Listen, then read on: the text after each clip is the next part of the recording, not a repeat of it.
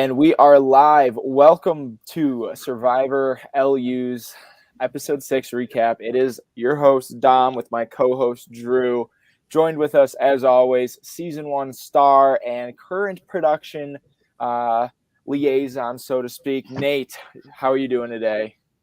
I'm good. I'm excited to talk about a very chaotic and epic episode. I know. I'm also very excited to get into that as well. You were definitely right on the money when you said last week's podcast that this is one of the best episodes in Survivor LU, and I went on a roller coaster of emotions just watching this whole thing. I want to preface by saying our boot for this night, our first jury member, should be joining us soon, but until then, we'll be recapping until then. So, Drew, what did you think? Just raw thoughts about this episode. Okay, so we jump in, we get the merge. We get the merge feast. We jump into a challenge. The challenge was great. We heard last week, Andrew told us that he was editing the challenge. I think great job to Andrew for a first showing for editing. I thought that it was an appropriate length because some of the challenges this season have been quite long. I thought it was a great challenge, a Survivor LU classic, if you will. Hopefully that becomes a staple through future seasons. I love endurance challenges. Then we get into the mess that was this week. And yes. I'm excited to talk about it. I'm not going to lie. I was very confused until the vote happened. And then looking back, I was like, oh, okay. All of the past 40 minutes make complete sense now. So I don't know. Dom, did you have similar feelings? I felt like I was watching, a train wreck, and I couldn't really look away. I was, feeling for some players. I was getting frustrated at some players. And I think this was the most invested I have ever been, kind of on a spectrum, I want to say.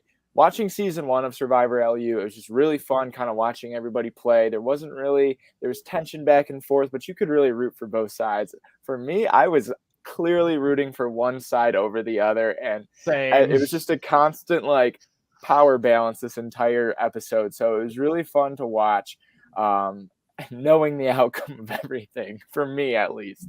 I remember I was watching it, and I texted Drew and I said, this is gonna be a good episode. No, should I read the exact text, Dom? Yeah, sure. Pull it up. You said the first one that you texted me, you asked me who was joining tonight, and then you said, I'm halfway through, and this is one of the most frustrating episodes, LOL. And I said, I agree that it was super frustrating, but at the end, it all made sense to me. And then later, you said, I'm very happy with the result. So yes, I am being very happy with the result. We have the man of the hour, the man of the season thus far, bringing him in. Drum roll, please. CK, welcome to the LRG podcast recap for your season. I think if we ended the season right now, I heard it goes online, and if anybody's going to remember anything, it's your insane pre-merge run that you did. Congratulations on making fantastic television. It was so good to root for you, so good to root against you. CK, it's an honor to meet you. Thank you so much. It's an honor to be here. It was a crazy season. It was a wild ride. So, yeah. Yeah, CK, when I told Dom earlier today that you would be joining us, he told me he was nervous to meet you. Yeah, there's a lot that I feel that we can dive into, and so many different ways that we can go. And so we're going to try to keep this in as much of a podcast format as possible. So let's try to hit the ground running and, get started. So CK, it's great to have you. Before we get into the madness of this previous episode and even going through the pre-merge game that you played, can you give me an idea of what prompted you to apply for Survivor LU Season 2? Man, so, growing up, I've always been a fan of Survivor. It's been a thing me and my mom used to watch, all the time when I was a kid. So I have history with the show. So I'd say before season 1 was even about to start, I'd see the flyers and throughout the school. And I'd see it up, and I'd see, oh, that's pretty cool. And I thought about doing it, but I thought it was probably some small thing, not that serious. So I kind of put it aside.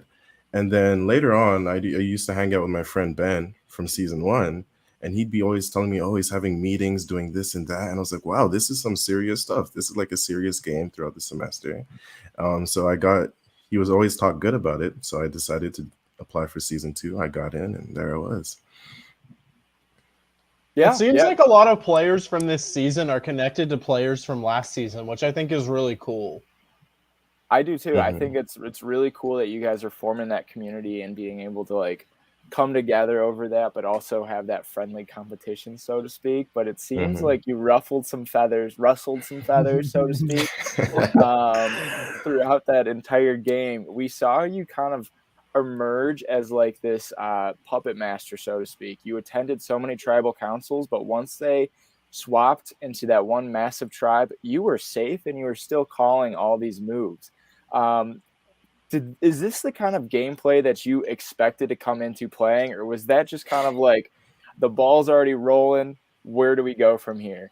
Bro, coming into the game, I had no idea how I was gonna play. Like zero idea. I mean, like I said, I had Russell Hans, who was my favorite player, and I wanted to incorporate, some of his stuff into my game. But like on a broader scale, like I feel like you can't come in with it. Well, you can, but like the way I play, I have to feel out the cast, feel out the people I'm with, feel out the people I'm in a tribe with, and play accordingly. If I was on Masai, I heard there was a chance, like before, like during casting, I was actually supposed to be on Masai originally. Like if I started on Masai, my game would have looked completely different, I think. Still good, but just different. So, yeah. Yeah. Another question I have for you is just how much of those, like, I mean, we see you, Jay High is in the comments right now. He's saying that we have a robbed player in our midst right now. Is he really robbed though? And so I also wanted to wonder, what was your kind of your vibe seeing some people that you may know entering the game, even though Jay High was on the opposite tribe? Okay, so seeing Jay High come into it, I knew he was going to apply, but I wasn't sure if he was going to make it, or when he didn't know, wasn't sure if I was going to make it.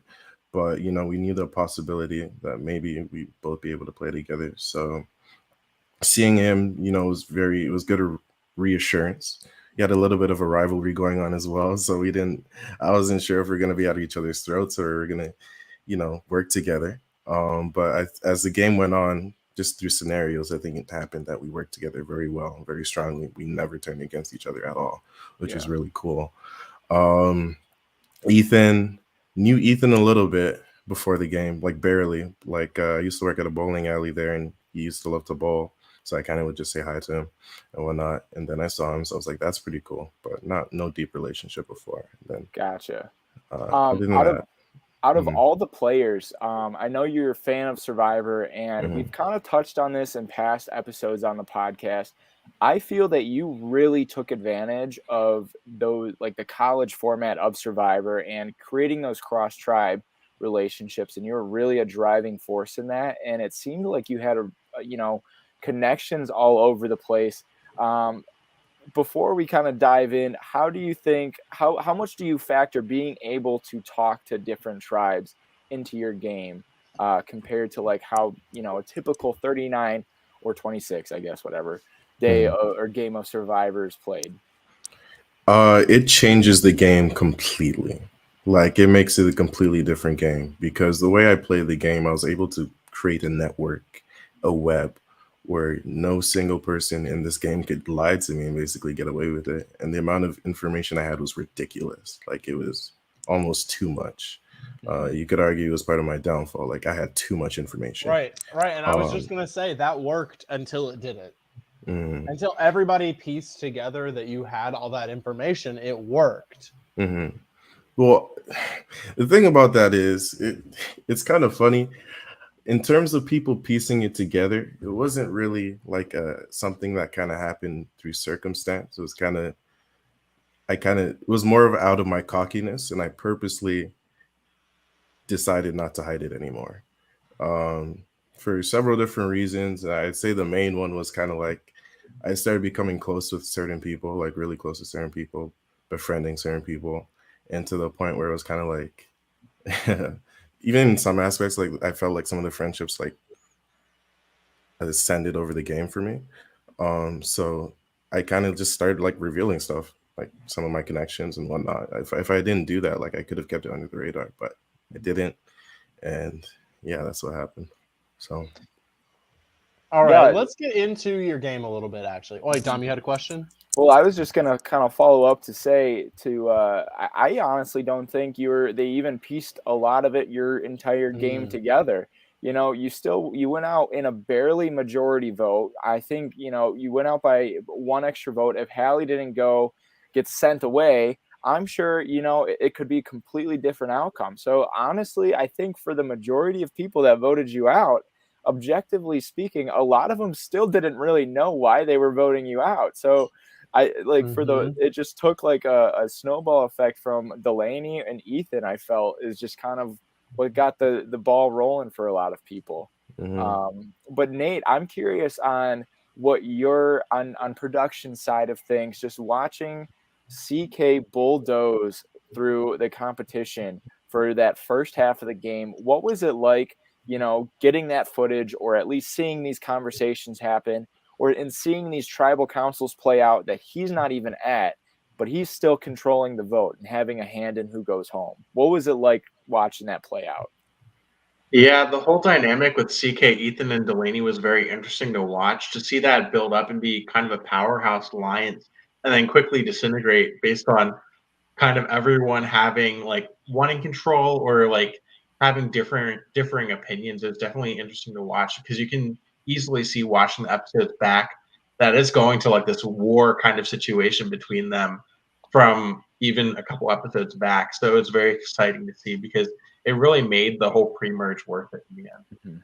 And Derek also agrees CK is a freaking legend. So Derek, thank you, Derek. Love yes, you should have had an Edge of Extinction on this season, Derek. Maybe you could have come back. But yeah, so Drew, let's dive into this game. Do a little bit of a deep dive of what we can dig up, because we still have a lot of episode to talk about. All right, so CK, I knew CK before I saw the season. I did not know how you placed.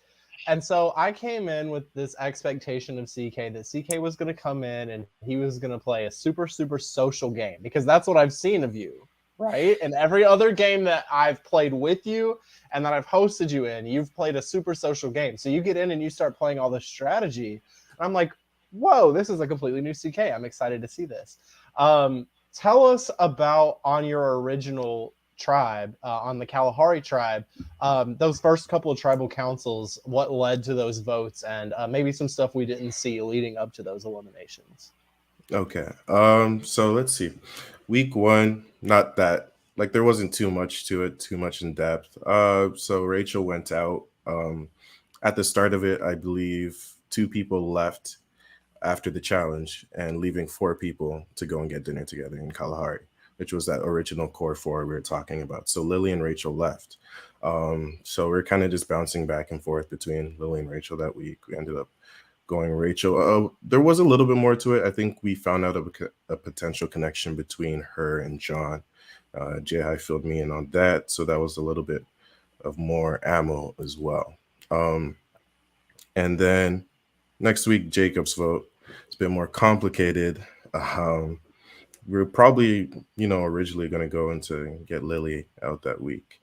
But of course, we found out about Jacob's connection to Sophie, and which in of itself isn't a huge problem. But what the problem was, throughout the week, I was kind of talking to him more and more, trying to lead it out of him, trying to get him to say and reveal it. And then he would just lie about more and more things over and over and over again. And I kind of wasn't having it. And I'm like, if this guy's just going to keep on lying to me over and over again. And the truths that he was telling me, he was telling other people as well, was kind of getting to me. And also I thought Lily was too straightforward of a vote. And I was like, that's kind of boring as well. Let's create some chaos in the game. Let's shake it up. And let's get Jacob out. Third week, John. So John's thing started from week 1. Like, this is something that's been planned since week 1. So what happened was Jai, I believe near the start of the game, Jai was really fond of John. And I didn't like that because I wanted Jai on my side. So right off the bat, I was trying to throw John under the bus to Jai, tell him that he was lying, canceling what's it called? Canceling meetings with him and whatnot to go look for the idol, blah, blah, blah. That was one of the main things. And after that, we was able to get Jack High against Sean. And then also started meeting with Ethan and Delaney, started attacking Ethan from both sides. J.I.'s attacking him. I'm attacking him to, try to get him against John. And that builds up more and more and more. John kind of shot himself in the foot too as well. And that led up to week 3. So as you can see, all this stuff kind of happened through circumstance. And at this point in the game, I mean, I wasn't even trying to do it, but like just by circumstance, I ended up being in control a lot. And by then I kind of had to keep rolling with it. And the pace was kind of set. Right. So moving forward from that, because I do agree that was pretty well explained in the edit, I think. Those couple of weeks. Let's talk about you versus Ethan, because I think I know I was shocked that you guys ended up going after each other. I think Dom was shocked. I think most of the viewers were shocked that you guys ended up turning on each other. So can you give us a little bit more background about how you and Ethan went from being, in a tight 3 with Delaney to all of a sudden you guys are gunning for each other? I mean, I'm right there with you in the game. I was shocked. Like, I was so confused seeing Ethan just going kind of crazy and getting paranoid out of nowhere. I had no idea where it came from. I was very, very confused.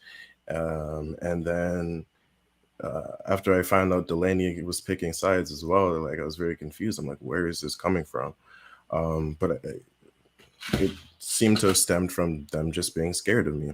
Like I said, I was getting close to them, very close to them. So I just stopped hiding stuff from them in the game, and I started revealing stuff. And then guess the game was more important to them. So they got scared and was paranoid about me. And they knew I threw the challenge. I think one of the main things, threw the challenge last week, previously.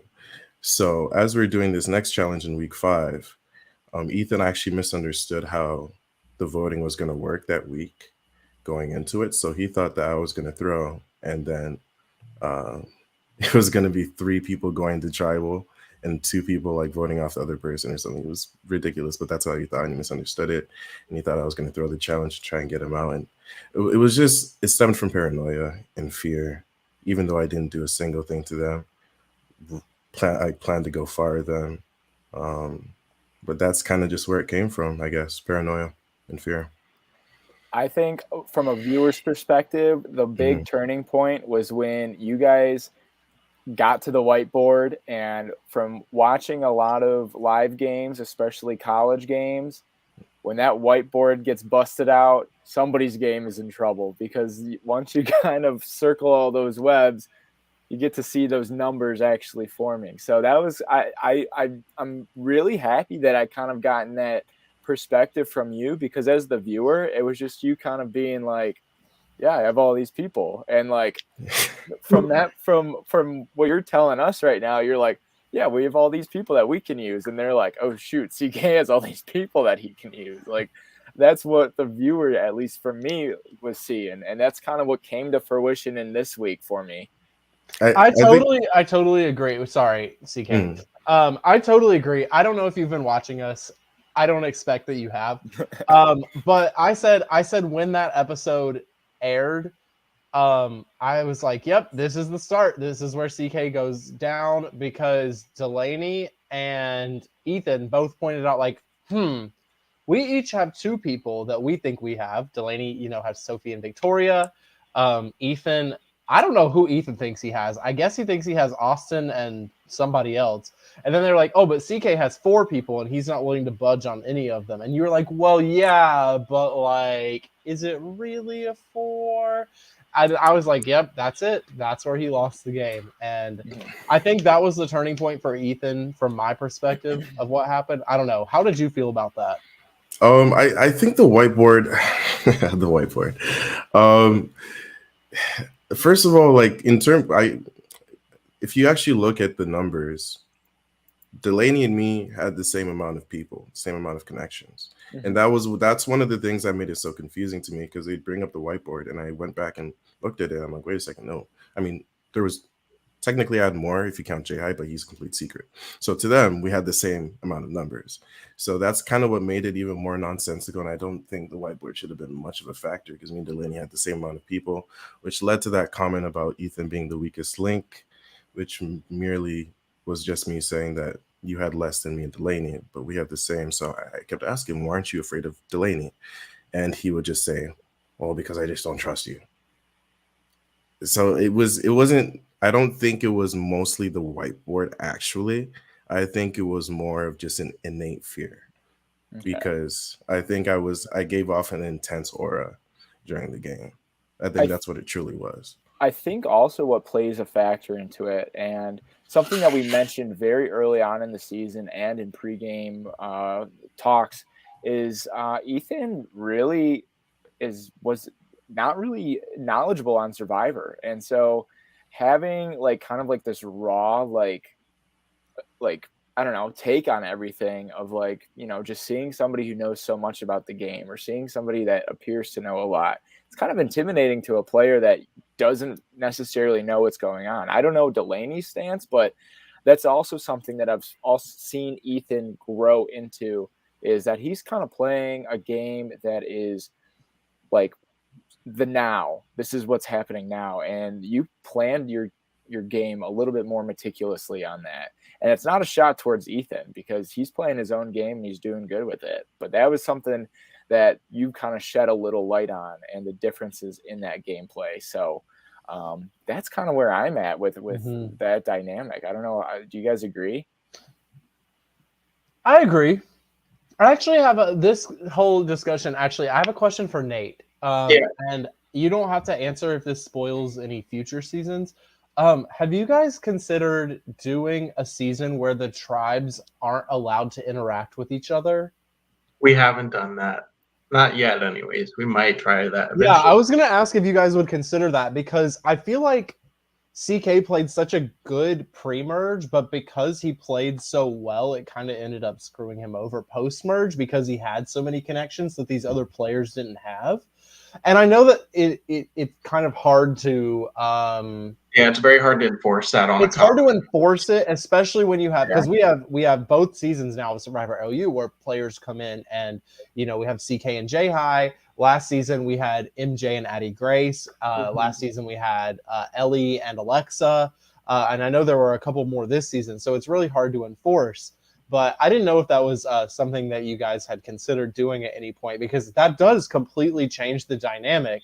And it's possible in CK's situation, you know, going into a merge and maybe not having as many obvious connections. I don't know. CK, what's up? Before we go forward, I just want to say something. I just want to put something out there. In terms of my regrets of my playstyle, I do feel like maybe Drew doesn't really respect my playstyle too much of how I went. Because CK, are you joking? No, because the vibe I'm getting is kind of like, oh, well, you kind of went too hard. Maybe like I know. I never said that. I might have implied it, but I never said that. Okay. Because I just want to put it out there. I don't really have too many regrets with how I played. I don't think you should have. I don't think you should either. I think you played a hell of a game, CK.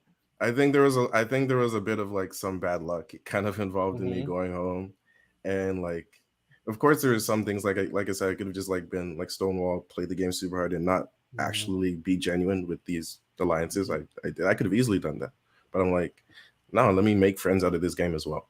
So that's why I did what I did. But yeah, I do think there's a lot of bad luck that kind of led to me. No, and I agree. I don't think you have anything to be regretful about. I think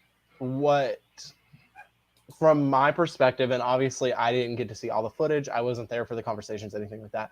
I think people's perception of you was your downfall. It was not anything you did. It was how people perceived you and how other people talked about you to each other. And that's nothing that you can control. So I don't think you have anything to regret. Honestly, I think you've been the most entertaining player of the season so far for me. So Madeline was pretty up there, Drew.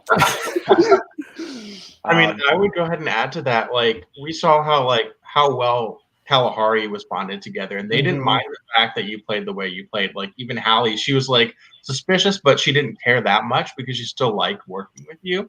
I think we've seen already from Ethan that he's driven by emotion sometimes. Like, he's willing to throw away his game to get John out in week 3. Like, when you guys had that little argument in I believe it was the last episode before the recent one, you were kind of joking around with it a little bit, and he was kind of getting a little bit more heated, a little bit more serious, and that kind of got him fired up.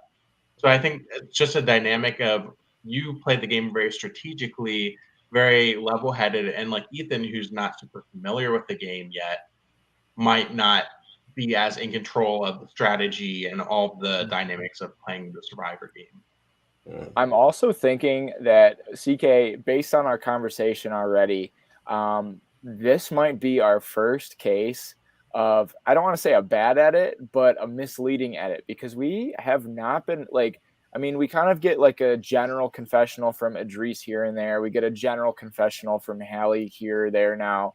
But we don't really get to see those connections that you formed. We only really get to see you like strategically planning out somebody's downfall. So we don't get to really see those personal connections that you're describing and saying, you know, that you held higher than the game. So I'm like, based on this conversation, this is probably the first case of like the edit is not really doing your social game justice, more so highlighting your strategic game. So there's nothing to be ashamed of in the sense of anything. You were fantastic. And I'm just excited that like we've talked about a lot so far, but let's dive into this episode, because this was kind of like a mess, so to speak. And I texted Drew another thing that I was kind of reminded of just based on this edit, and I'm curious if you guys can figure out like agree or not. But basically, I was kind of seeing CK, your Kalahari group, and the people that you were pulling in as kind of like a Ghost Island situation. You guys were massively overpowered.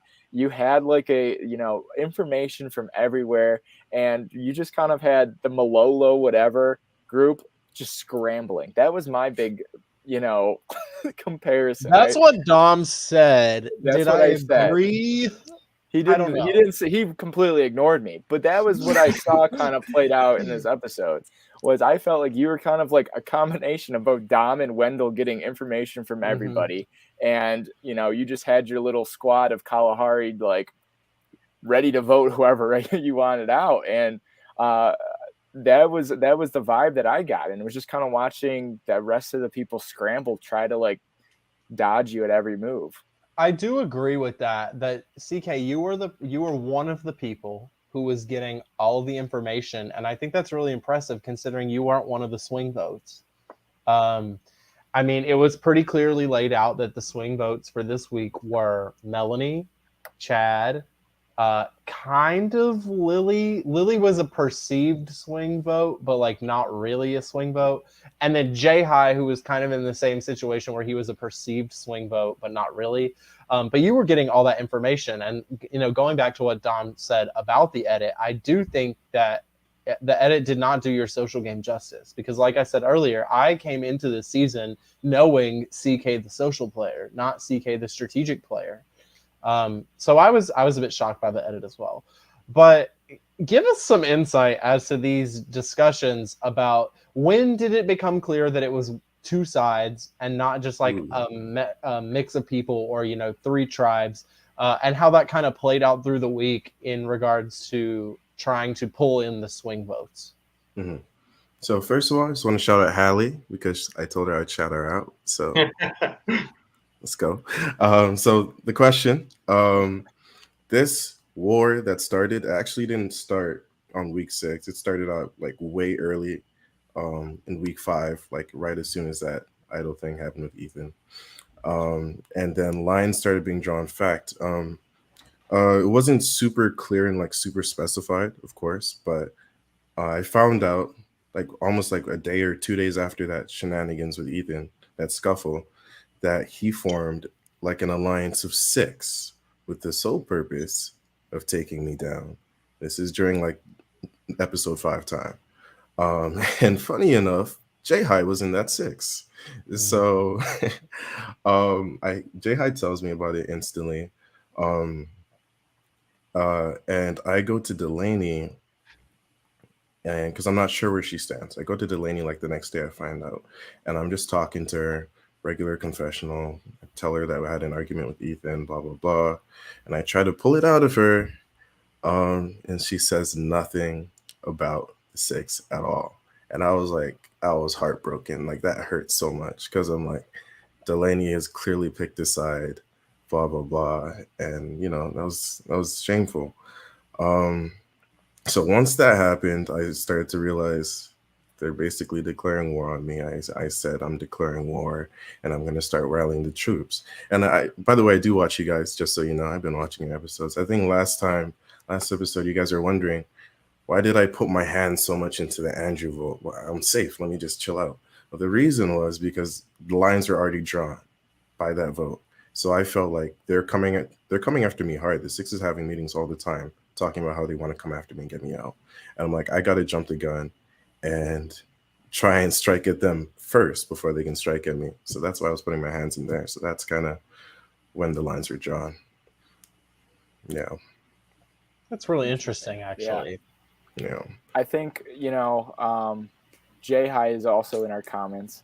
He is probably getting more screen time and insight in our podcast, letting us know that Ethan and Delaney were also already closer to each other than they were to CK. So it's very interesting. Jay High, thank you for your insight. I wish we got more content from you up until this point, and maybe now that it's coming out, CK is now out, and you're able to maybe get some more gameplay going. So thanks for being in the comment section, Jay. Always a pleasure.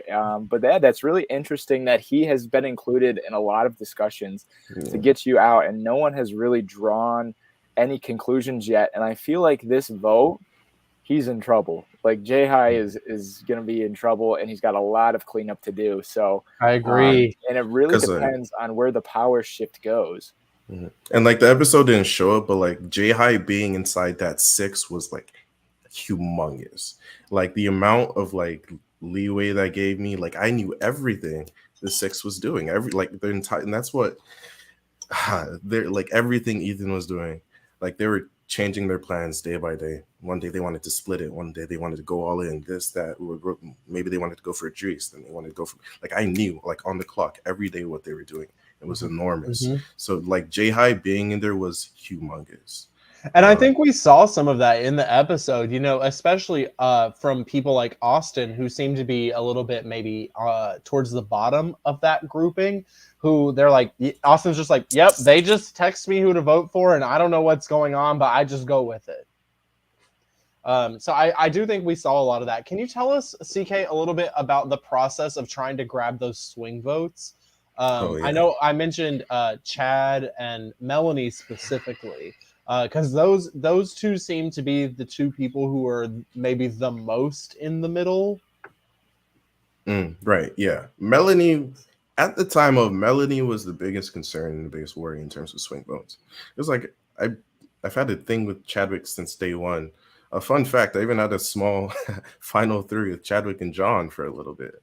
Like, yeah, I've been with Chadwick for a while. So he was supposed to be just like a double agent, almost like on the same kind of terms as like Lily or J.I. And it should have been fine. My main concern going in that week was Melanie. But, I had the thing where I kind of exposed Delaney and what she did, and that worked effectively. And, I was pretty confident in it, but like I'm a perfectionist, so I was always still kind of worried Melanie might flip. Chadwick was he was on vacation, so he wasn't even there. And like I still think if Chadwick wasn't on vacation, I still wouldn't have went out, honestly, because I couldn't work my magic with him. And like one of my things is reading body language really well. So like if he had any doubts or anything, like I would have known like instantly. So him not being there and not being able to talk to him, and like I also like felt bad because I didn't want to like text him like he's with his wife, he's on vacation. I didn't want to bother him too much, so I kind of just left it, and I was confident with him, and I left him when we saw how that turned out. But I didn't put as much effort into Chadwick as like Melanie, and then Lily. We had our group meetings with Kalahari. Lily would go and like watch. I think like have movie nights with the other girls, like Delaney and them and whatnot. So, I guess there's some worry there.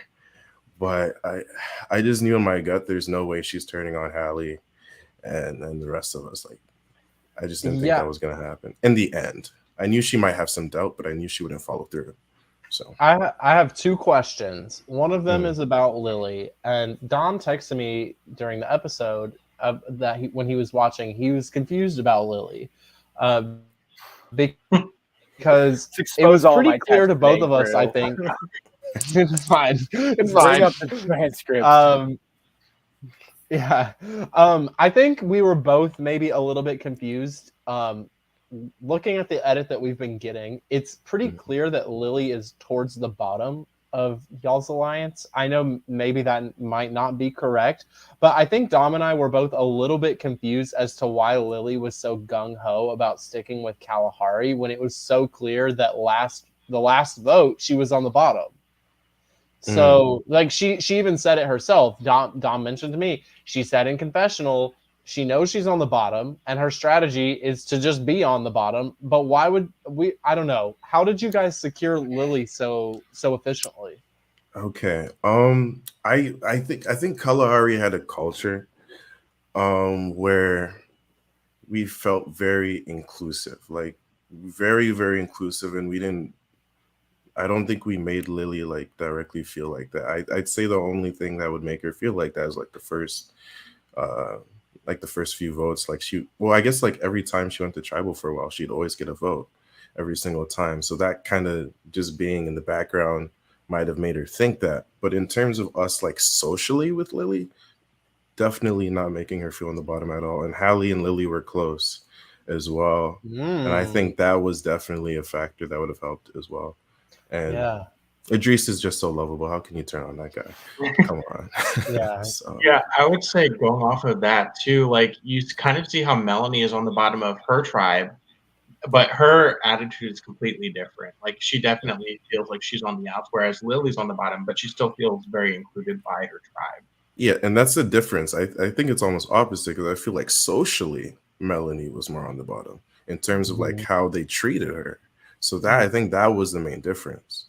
Melanie like felt more socially left out, like they do stuff without her and like all that stuff. So and we saw that when she flipped so quickly. Like we got a couple of confessionals, a couple lines from Melanie this episode, but like seeing Melanie flip so easily, we didn't need to hear anymore because it was pretty obvious to us as viewers why she flipped. So that makes a lot of sense. Yeah. I agree, and I also just want to give credit where credit's due. You probably were a big factor in creating that environment on your tribe. I felt like a lot of those conversations you had created that environment. Like you never made it, for as much as Ethan and Delaney were intimidated by your gameplay, I felt your gameplay never really made anybody on your tribe feel excluded or not in the loop or with anything. So I want to give credit with that, but also just the fact that you guys were beaten down the first couple tribals and you were able to bounce back pretty much fully intact all the way to the merge. It didn't really play out. And before we kind of get into this tribal and this hectic nature of everything, there's one conversation that I wanted to hit on, and that is yours with Delaney. I really wanted to know what's your mindset and what you wanted to achieve out of that conversation, because from what I saw, it was two superpowers kind of going against each other, and you were just very calmly exposing each other's games. But you seemed more on the offense of saying, hey, like this happened. And then she's saying like, well, everybody knows about it. Like, it's fine. Like, it's all good. So what was your mindset and what did you want to get out of that conversation with her? Sorry, do you mean the conversation I just mentioned? Or do you mean like the one where she confronted me about going to Sophie? And Ethan was there too, the one let's say both, because I felt like both kind of had a impact on how this episode played out. Okay, so the one that I went to Delaney, I believe this is off camera. I don't think it was in the episode. I think I just mentioned it talking to you guys. But I went to her because like I said, she knows that we had a falling out with me and Ethan, and we texted about it a bit before. But I just had no idea like where she would stand in the whole mess. I thought maybe she'd be like more of a mediator and try to bring us back together. And then, with my intel from J High, I hear that all this stuff is going on in the background. So I'm like, what's going on? I'm like, she's probably going to tell me, right? She's probably going to tell me. And then I go talk to her, and none of that comes out. So the main thing was kind of just to see where she stands. Later on, in terms of the other meeting where it was me, her, and Ethan, and they're kind of confronting me. Also, one thing I want to say is that I feel like this whole war, I feel like I'm on the defense, by the way.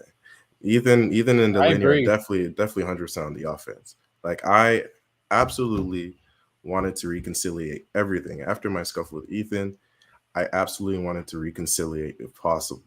But they were making it clear that that wasn't a possibility.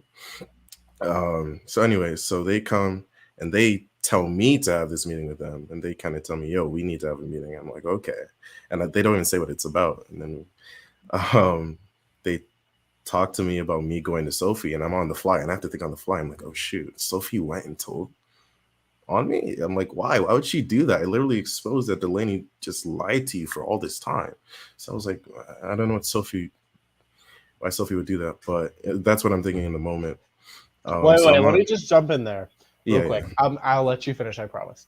I thought that was actually very interesting because we did see that confessional from Sophie where Sophie was like, Delaney's been lying to me. I'm not a fan of that. But then she ends up being like, well, it's better for me to stick with her and know that I don't trust her rather than to flip and then be on the bottom of something else. And basically, we saw Sophie decide, like, it's not worth it. I'm just going to have this information in my head and maybe I can use it later, which I think is actually very good gameplay from Sophie. And I know that I've been a ride or die Sophie stan this entire season, but I think that this is justified, me being a ride or die Sophie stan. Anyways, continue. Yeah, I watching it back, I definitely think it's a good move. But in the moment, I was like, well, Sophie, why would you do this? But yeah, in hindsight, I do think it's a good move. So yeah, they talk to me, they pull me in. I have to think on the fly and try to cover my tracks because they also found out about what I was doing like last week in the Andrew vote and all that stuff. So I was able to cover that first slide with the Andrew vote, but the Sophie stuff, I kind of just had to come clean and be like, yeah, I did that. And at that point, it's kind of like there's no going back. And now this is war. We're gonna go at each other's necks. Mm-hmm. So that it was rough because like the friendship, I feel like the friendship was dying there as well. Like IRL, like in real life, friendship was dying in the middle of this, and that's why this war was so personal and it hurt. And I started to act a bit emotionally, and it was messy. It was messy. Interesting, yeah. And then we come into tribal council. You are down in luck. Chadwick has just come back from vacation. Very little information on how the gameplay is going to head out. And then Delaney pulls a fast one. I'm not entirely sure. Correct me if I'm wrong. If the edit even told what the power of that idol was. It did not. She played it. So that was pretty crazy. When she got up and played it for Hallie, I'm sure everybody looked very confused on what even happened. So, and it erupted into chaos. I kind of want to hear both from CK and Nate. Nate, from a production you always want to see a live tribal council. I'm sure from a production specter or like side, I guess. And Modern Survivor, we're a little over it, but what was the vibe of, filming? Like what was the vibe of everything there? And how long did that actually last?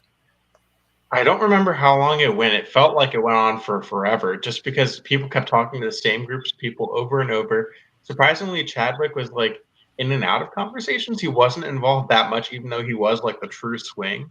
But it felt like it was going on for a very long time. But it is the merge episode, so why not have a live tribal for the merge episode? I did think it was funny that Ethan was just sitting there like, Yeah, I kept trying to lie to him, and Ethan was just like, "Shut up." Ethan was just like, "We're doing this. We're doing the plan. Like, I don't care." And then, yeah, I did think that was funny. I do have a question for CK actually about tribal. Okay, if Hallie did not have to leave, the vote would have been 6-6. Do you think that the 6 of you would have been willing to go to rocks? Here's the thing. In that scenario, I think that Chadwick just flips back, in my opinion. I think the only Chadwick, I think was just confusion. He didn't know what was going on and panicked. I think that's kind of what happened. So I think it ties. I think it's a revote, and then it's just 7-5. So I don't think rocks happen, in my opinion. Nate, what is your perspective on that? I would kind of agree. We even saw in Chadwick's confessionals, he was like, I don't know what's happening at all. So it was very much like he decided in the moment what was going to happen, and that might not be the most informed decision to make. Yeah. So that's kind of why we saw what the outcome was being secretly being out. Yeah, Chadwick flipping, I don't think it was it wasn't like a premeditated thing going in.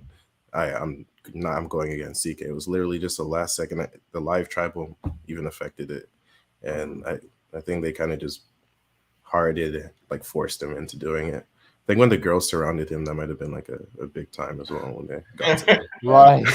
Back from vacation with your wife, and you got all the girls surrounding you. So. They kind of seduced him. I don't know what was going on there. But. Well, Chadwick is in our comments section. He dropped us 3 crying emojis. So, CK, I think you might be right in that situation.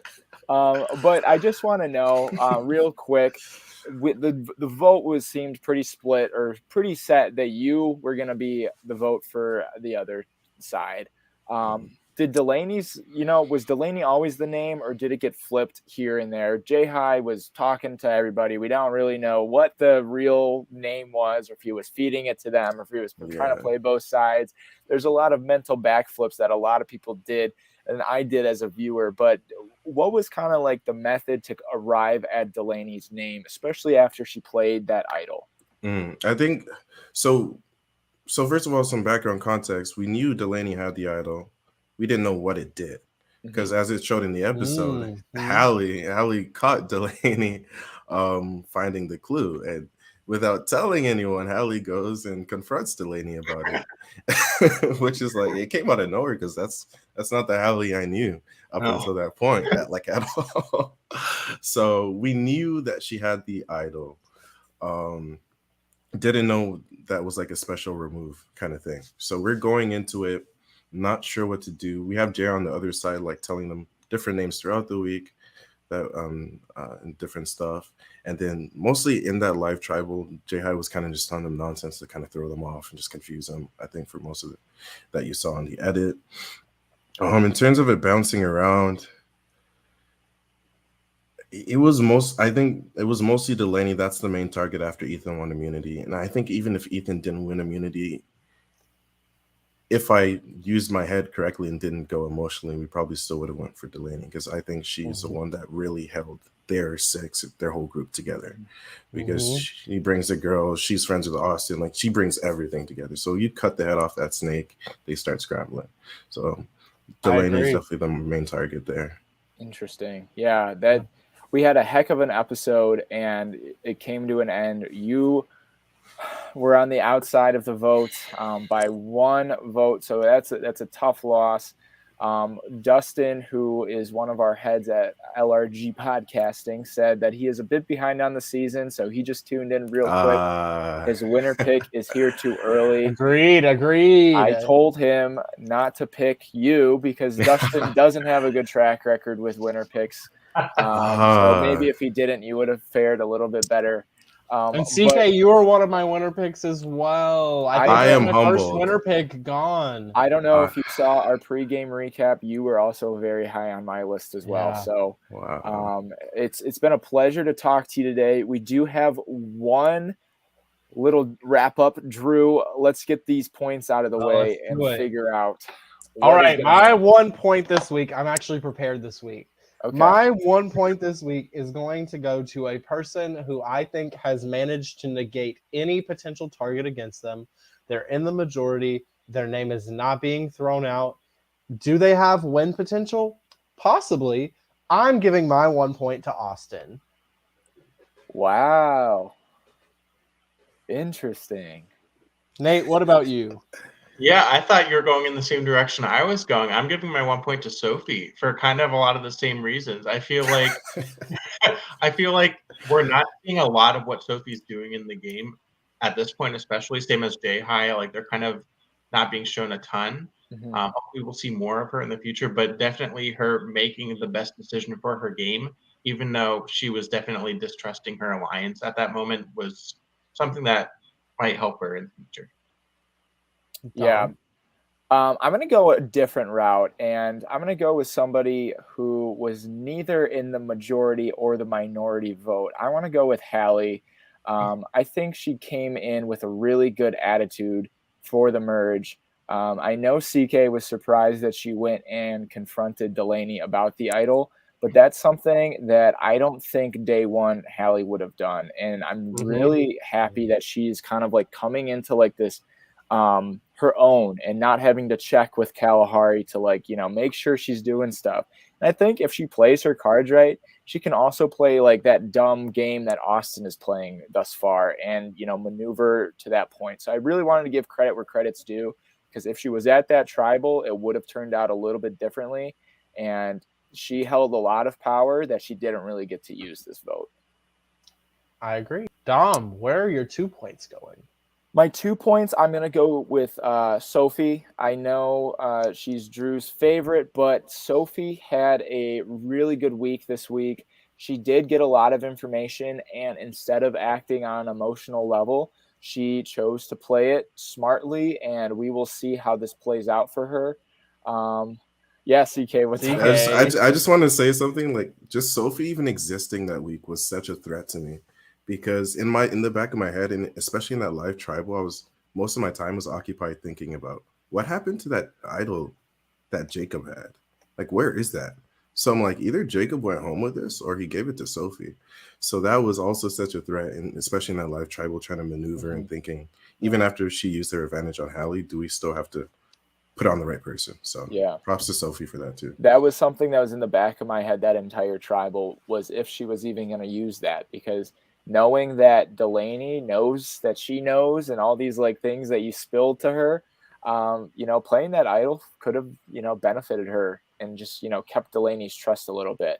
But I'm really excited to see how she maneuvers the merge because she holds a lot of power. I think she played this week really well. I agree, which is why Sophie is getting my 2 points as well. I think not only, first of all, Sophie's name came up 0 times this week, once again. She has an idol. CK, you said that you thought that she may have had one, but nobody else has mentioned that they suspect she has one. She didn't even consider playing it because she didn't need to. She's in the majority, but she's weary of the people who are at the front of the majority. And I think that puts her in a really good position to maybe rally some numbers of these people who have recently become on the bottom, pull them together, take out some heads. We'll see what happens. I'm giving my 2 points to Sophie, and I refuse to be talked negatively about for doing that. I was just about to. So I'm going to give my 2 points to Hallie, kind of for the same reasons. I love her as a character overall in this season. She's just so funny to watch. And seeing her confront Delaney is probably one of the funniest moments of the episode, too, because it's like came out of nowhere. So I just love that for her, and I can't wait to see what she does next. Nate, where are your 3 points going this week? So I'm going to give my 3 points to Delaney because even though her and Ethan were kind of in some similar positions, she was the one that was vulnerable and had to actually take the risk of being voted out that week. So, yeah, I definitely think that. And she's being a little bit less emotional than Ethan. So 3 points to Delaney. I find Delaney's gameplay this week interesting because we saw, the idol pass off between Delaney and Victoria. And I was actually kind of shocked that they decided not to use that. I think that was a very bold move. Clearly it paid off because now they have an idol. But I did find that very interesting, and we hadn't talked about that yet. So I did want to throw that out there. Dom, what about you? So before I give my 3 points, I want to give my 0.5 points to CK because, well, he played, even though he went out this week, he played a heck of a game. For playing on the offense or defense, I felt like from a viewer perspective, I thought you said you played on the defense, but watching it, I felt you were on the offense and you were stopping every single chance that they tried to blindside you. And it took not even blindside, straight up vote you out. You had all these numbers against you, and you played a heck of a game, putting up everything, and it took two people, one person missing an entire week of strategy and another person leaving tribal council to send you home. So even though you're out, hold your head up high. You get my 0.5 points, but my 3 points are going to go to Delaney. I felt that she got in the hot seat multiple times this episode, and she recovered pretty flawlessly. Now, she might be on a lot more people's radars moving forward, but for this week, being a known vote for the opposing alliance and kind of holding her head up high and being able to also maneuver all these conversations and, accusations against her and playing an idol or finding an idol and moving forward with that. She had a really good week. I'm nervous that she might not get my 3 points again anytime soon, but I'm really hoping she holds on hope. So those are my points for this week. I'm giving my 3 points to Hallie. Wow. I think that Hallie in the past, 4 or 5 episodes has really come into she's come into the game and she's figured out how to play. She's in the she was in the majority. She's now questionably positioned, but she caught that idol that Delaney, or the clue that Delaney found. She confronted Delaney, which I thought was kind of iconic, so I support that. And I just think that she's playing a really good game. Nobody's really considering her to vote her out. I think I said this last week or week before, where I was just like, who's going to vote Hallie out? Like, who's voting Hallie out? I just don't see it. Does she still have potential? Yes. But I think she's playing a really good game right now. But I don't think other people in the game are seeing that she's playing a good game, which I like. So I'm giving my 3 points to Hallie. And that's where we're at. Perfect. Well, this was a fantastic episode. This has been a fantastic season so far. CK, it was so good to have you, adding some clarity to the game. Thank you so much for giving your all and everything in the game, outside the game, giving us a really in-depth recap on everything. I do also want to give a shout out to a little bromance that we have going on in our comment section. Andrew, our pre-merge Rob's King, is in here saying he's sorry he didn't listen. Again, with some crying emojis. And then Jay High is chiming in that he should have talked to Andrew a little bit more. So just throwing that out there. I do, if there any other Survivor LU season, it looks like Andrew and Jay High are getting a little too close for comfort in the comment section. So pay attention, everybody. But that is all from us this week. We are approaching an hour. This was a lot of fun to do today. This was one of our best, I think, podcasts that we have done so far. So thank you so much for being a part of that. Nate, where can we find the next episode, episode 7, and what can we expect from it? Yeah, so Saturday, 8 p.m., but we're taking a 2-week hiatus. So when we come back, the game is going to shift a little bit. It's going to pick up some speed, but make sure to tune in a couple weeks from now. So not this Saturday, but a couple weeks from now, Saturday, right? Yeah. Okay. Yeah. Awesome. Well, we will be on the lookout for it, and be sure to follow all of their social media to make sure that you're up to date and know when they're coming out with the next episode. LRG World, it is fantastic as always to be your host this evening, and have a great rest of your week and a great rest of your night. Good night. Also CK for All Stars. Yes, start the campaign.